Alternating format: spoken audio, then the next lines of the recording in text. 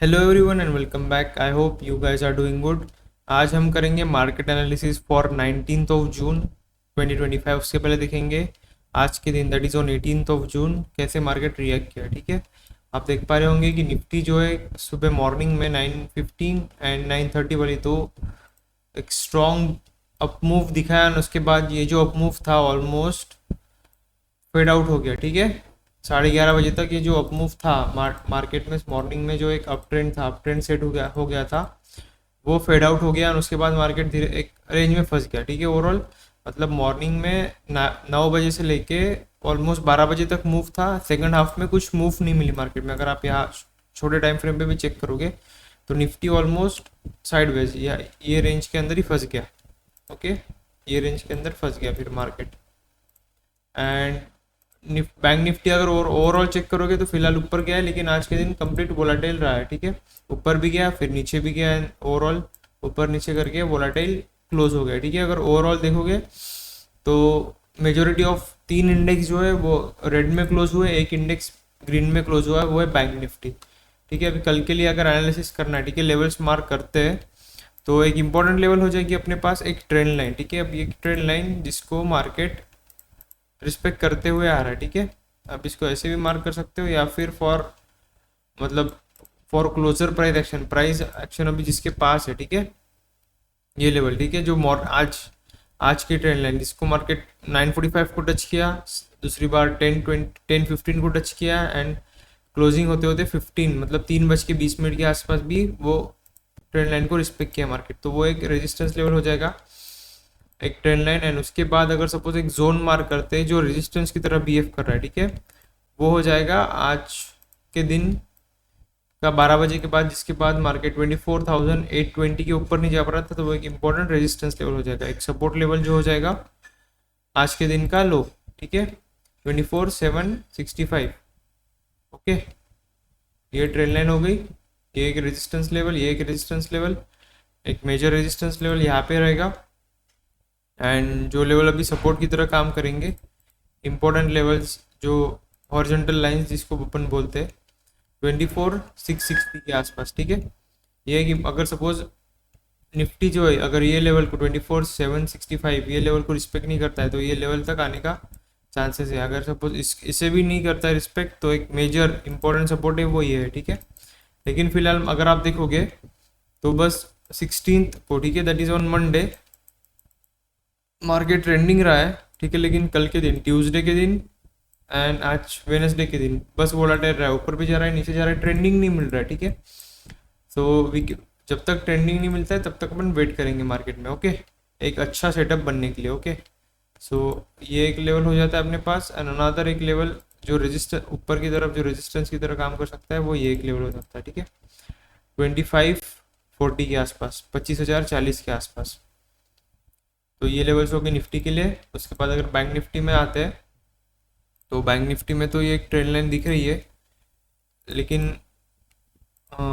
Yes हाँ, trend line तो है, एक अच्छी खासी ट्रेंड लाइन है जिसको मार्केट रिस्पेक्ट करते हुए फिलहाल तो दिख रहा है। ठीक है, तो ये एक इम्पोर्टेंट लेवल हो जाएगा ट्रेंड लाइन लेवल। ठीक है, 55,650 के आसपास एक इम्पोर्टेंट सपोर्ट जोन, क्योंकि आज की जो फर्स्ट कैंडल है 9:15 की वो भले ही नीचे ओपन हुई, ठीक है, ये 9:15 की फर्स्ट कैंडल है, कैंडल का कलर ग्रीन है, तो ये ओपन नीचे हुआ है, लेकिन ओपन जैसे ही नीचे हुआ बुल्स ने बायर्स आ गए एंड प्राइस को ऊपर लेके चले गए। ठीक है, तो मतलब यहाँ पे एक स्ट्रॉन्ग बाइंग जोन मिला है। ठीक है, आज के दिन 55,545 के आसपास। ठीक है, तो वो एक लेवल हो जाता है एंड उसके नीचे अगर आता है तो ये एक लो, इसको बैंक निफ्टी जो है रिस्पेक्ट करेगा अच्छे से।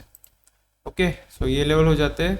अल्टीमेट सपोर्ट जो है वो ये स्विंग जहाँ पे मार्केट डायरेक्ट गैप डाउन हुआ, ओपन हुआ था ईरान और इजराइल की वजह से वॉर के चलते हुए। ठीक है, एक जो हॉरिजॉन्टल लेवल रेजिस्टेंस की तरह काम करेगा वो ये हो जाएगा 55,600 के आसपास, सॉरी 56,000 टू बी। ठीक है, क्योंकि वो एक साइकोलॉजिकल लेवल भी है 56,000। एंड उसके बाद फिर हायर लेवल्स पे तो हर आपको 500 पॉइंट पे और 300 पॉइंट पे रेजिस्टेंसेस मिल जाएंगे। ठीक है, तो ये लेवल हो गया अपने पास बैंक निफ्टी के। ठीक है, एंड बैंक निफ्टी को याद रखना कि ये जो ट्रेंड लाइन है ये कल say that is of 17th of June से ये ट्रेंड लाइन को रिस्पेक्ट करते हुए चल रहा है। अगर सपोज इसको तोड़ता है, ठीक है, आगे जाके कल तोड़ता है या फिर कल कल थर्सडे एंड कल के दिन निफ्टी की एक्सपायरी है, ठीक है, तो निफ्टी की एक्सपायरी के दिन थोड़ा सा ट्राई करना कि अगर आप ट्रेड कर रहे हो तो नेक्स्ट एक्सपायरी में ट्रेड करो। अगर इसके ऑप्शन चेंज देखोगे तो एट द मनी पे 73 और 84, ठीक है, कॉल ऑप्शन के प्रीमियम्स चल रहे हैं। अगर ये जैसे ही कल ओपन होगा ये 10-20% से डीके हो जाएंगे, लेकिन अगर आप नेक्स्ट एक्सपायरी ट्रेड करते हो तो थोड़े प्रीमियम्स महंगे मिलेंगे, लेकिन अगर आपके डायरेक्शन में मार्केट मूव करता है तो आप अच्छे पॉइंट्स कैप्चर कर पाओगे। तो ये निफ्टी के लेवल्स, ये बैंक निफ्टी के लेवल्स एंड सेंसेक्स में अगर चलते अपन तो आज के दिन का जो लो लेवल हो जाएगी, इसके नीचे मार्केट नहीं जा पा रहा था, वो एक सपोर्ट जोन हो जाएगा, ओके, एंड एक रेजिस्टेंस लेवल जो है मार्केट में जिसके ऊपर नहीं जा पा रहा है सेंसेक्स, वो ये लेवल हो जाएगा, ठीक है, ये 81,800 से लेके 850 तक, ये एक इम्पोर्टेंट रेजिस्टेंस जोन एंड एक छोटा सा जोन बोल सकते हो आप, जिसको अभी अगर सपोज सेंसेक्स को अपनी अपवर्ड जर्नी स्टार्ट कर रहा है तो 81,500 के ऊपर जब तक क्लोजिंग नहीं देगा तब तक अपन बुलिश ट्रेड्स इसमें प्लान नहीं करेंगे, ओके, 81,500 के ऊपर जब तक नहीं जाता है। एंड अगर सपोज ये अपनी डाउनवर्ड जर्नी स्टार्ट करना है तो ये आपको दिख जाएगा कि स्ट्रॉन्ग बियरिश कैंडल्स बनाते हुए मार्केट नीचे जाना स्टार्ट कर देगा एंड ये लेवल एक सपोर्ट की तरह काम करेगा 80,900 या फिर 81,000 बोल सकते हो आप, तो ठीक है, टू बी वेरी प्रिसाइज, क्योंकि 81,000 जो है ये एक साइकोलॉजिकल लेवल भी हो जाता है एंड टेक्निकल चार्ट्स पे अगर देख पा रहे होंगे तो यहाँ पे अपन एक जोन या फिर एक नॉर्मल हॉरिजॉन्टल लाइंस भी मार्क कर सकते हैं, ठीक है। अगर ये हॉरिजॉन्टल लाइन आपको नहीं समझ में आ रही होगी तो इसको ऐसे मार्क कर सकते हैं अपन, ओके, ऐसे, ओके, तो ये लेवल हो जाएगी एंड अल्टीमेट सपोर्ट जो गैप डाउन हुआ था वॉर के कारण। तो ये लेवल्स हो जाते हैं आपके पास सेंसेक्स, ये लेवल हो जाते हैं बैंक निफ्टी के लिए एंड ये लेवल्स हो जाते हैं आपके पास निफ्टी के लिए। एंड इंडिया विक्स भी देखोगे आप तो 14 के आसपास चल रहा है, तो नॉर्मल है, 14 जो है अच्छा खासा लेवल है, ठीक है, मतलब 14 is a normal decent level है।